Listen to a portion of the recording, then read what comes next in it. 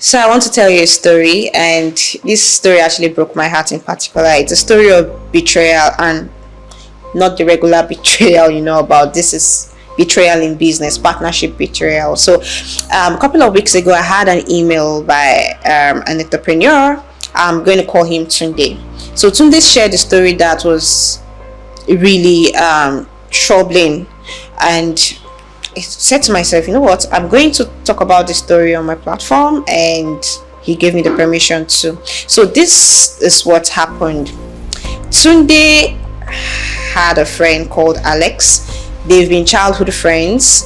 From their friendship became like more of a brotherhood thing, like closer than a brother kind of friendship. So the family, their close bonded family. They went to Tunde and Alex went to the same school. They had same aspiration to grow have a growing business, a thriving business, and all that. So they were actually doing like a 9 to 5 job, and at some point we're like, you know what, why are we building other people's businesses when we can actually build ours?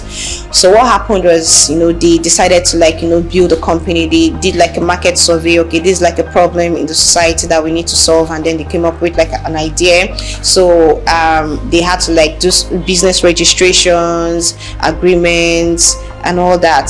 So the business was thriving. Tunde was the guy who wrote the code, like you can call him the front end, the back end guy, and then Alex was the marketer. So he was the more of the face of the business, in the sense that if there are business events, Alex is always there. He knows how to network, he knows how to enter places and all that. So it was actually they were bootstrapping, but they were actually growing. They had growing employees and started growing visibility. And then along the line, an investor actually got interested in the startup business, and he was like, you know what, I want to put a certain amount of money into this business on one condition, that there will be no two CEOs. I only want Alex to be the CEO. So this wasn't part of Alex and Tunde's agreement, but according to Alex, it's like, okay, since it's for the future of the company, it's fine, one person can be the CEO and Alex can be the CEO. And then now happened to be that there were a lot of board meetings with the investors that didn't include Tunde. So Tunde was now treated like an employee for a company that he built alongside Alex. And at some point, one of the company lawyers was like, do you know that your shares have been reduced from 45% to 10% in the company? Tunde didn't even know that this was happening behind his back. They had changed all the agreements and all that, and when he went to confront Alex was like, chill bro, you're the one who wrote the codes. I was the one who built the business. And so that was a huge backstab. Really, if you're going to reduce my shares, you should have been able to inform me first, and we talk about it, we negotiate. But you just went ahead, go behind my back, and then you reduce my shares. So this started creating a kind of drift, friendship turned enemies. Next thing, the families that were really close bonded started drifting apart, because now there's the blame game and all that. So next thing Tunde realized was that they were already planning to terminate him from the company, so that Alex can have 101% control of the entire business. So it's quite toxic. It's quite saddening, because imagine you're building a company with your friend, a very close friend, and then all of a sudden you're treated as an employee. You're not among the major decision makers and all that. And next thing, he was actually terminated. He was fired, and he left the company broken.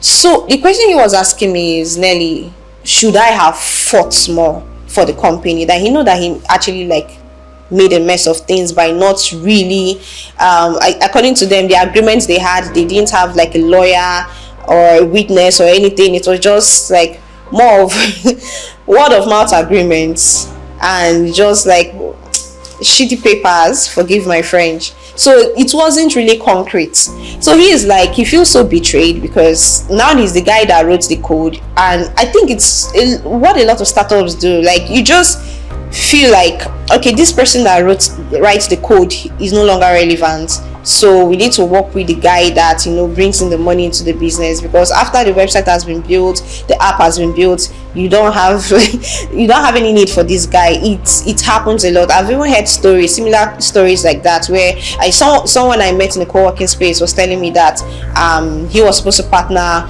on a business deal with someone, and this imagine, also childhood friend. He said he was supposed to like build the website, build the app and all that. They had agreed on, percentage shares and all that. And all of a sudden the guy is like, you know what, I don't think I want to partner with you anymore. I want to like hire you instead, be my employee. And they had already gone like 90%. They are 90% done with the app creation, the website and everything. And then now you're coming to say you just want this person to be an employee. So it's really crazy. It's kind of heartbreaking that one can actually put another person in that position. And according to this guy too, there was no concrete agreement. You see, paperwork is always important. I keep emphasizing on paperwork. If you're having an agreement with anybody, if you're going into business with them, even if it's your mother that gave birth to you, please ensure that you're doing the right paperwork. You have your lawyer, you have a witness, so that when things go south, you know that okay, there's something binding you guys together, and there's a certain agreement, and you guys can,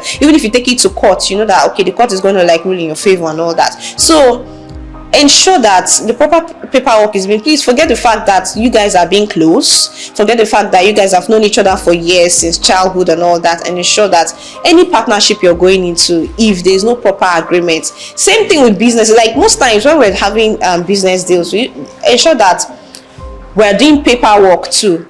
There's MOUs and all that, so tomorrow you're not saying something else. I'm saying A, you're saying B. So paperwork is very, very important in business.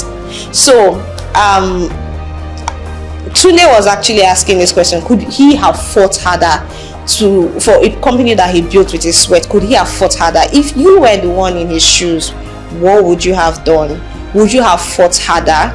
Would you have dragged Alex to court, or you just walk away the way he did? What's your take on this story? Who is actually the villain here? I remain Nelly Essien, and catch me on other episodes of Drink and Spill. And today I'm not drinking because I'm not happy about this story like I'm sharing. And I know that Tunde, there are so many Tundes out there that are actually going through partnership betrayals, and if you're one of them, you can always reach out for support. And all this, life is actually a learning phase. You can learn a lot from this, and you can come out better and stronger. So that your next startup, your next business deal, that you are actually like putting the right processes together, so that you don't get disappointed at the end of the day. So thank you so much. I remain Nelly Essien, and I love you so much. Mwah.